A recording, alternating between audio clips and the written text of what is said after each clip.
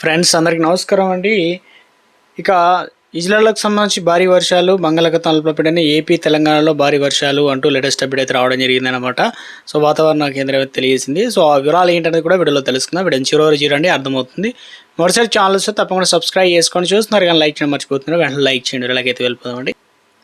ఈ వీడియోలో వచ్చేసి ఆంధ్రప్రదేశ్ మరియు తెలంగాణకు సంబంధించి రెండు వెదర్ అప్డేట్స్ అయితే రావడం లేటెస్ట్ విడుదల చేయడం జరిగిందండి. తెలంగాణ రాష్ట్ర వ్యాప్తంగా తీవ్ర వర్ష భావ పరిస్థితులు అయితే నెలకొంది. ఎందుకంటే ఎండల తీవ్రతో వేసవి తలపిస్తుంది. గతంలో అసలు వర్షాలు కొడితే లేదన్న విధంగా ఉన్న వాతావరణం వల్ల రైతులు, సామాన్య ప్రజలు తీవ్ర ఇబ్బందులు పడుతున్న దానిలో వాతావరణ నిపుణులు ఉరటనిచ్చే శుభార్త చెప్పారు.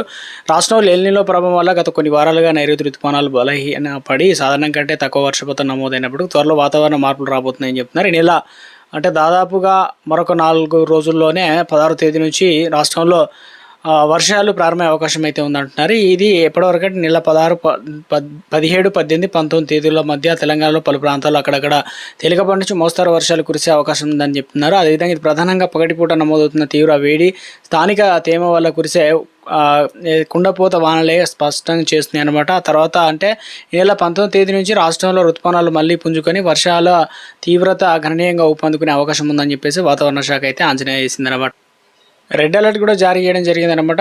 భారత వాతావరణ శాఖ తాజాగా విడుదల చేసిన భారీ వర్షాలు, ఋతుపవనాల అప్డేట్ ప్రకారం దేశంలో పలు ప్రాంతాల్లో రానున్న రోజుల్లో వాతావరణంగా మారుతుందన్నమాట. ముఖ్యంగా జూలై 12వ తారీఖు ఈరోజు ఈశాన్య మరియు తూర్పు రాష్ట్రాల్లో భారీ నుంచి అతి భారీ వర్షాలు కురిసే అవకాశం ఉందని చెప్పేసి అస్సాం, మేఘాలయ, బీహార్, సిక్కిం, పశ్చిమ బెంగాల్ రాష్ట్రాల్లో అప్రమత్తంగా ఉండాలని అధికారులు అయితే సూచిస్తున్నారు. తూర్పు ఉత్తరప్రదేశ్లో భారీ వర్షాలు ప్రభావం కనిపిస్తుందన్నమాట. ఋతుపవనం కారణంగా గాలిలో తేమ పెరగడంతో పాటు ఉష్ణోగ్రతలు తగ్గుముఖం పడతాయన్నమాట.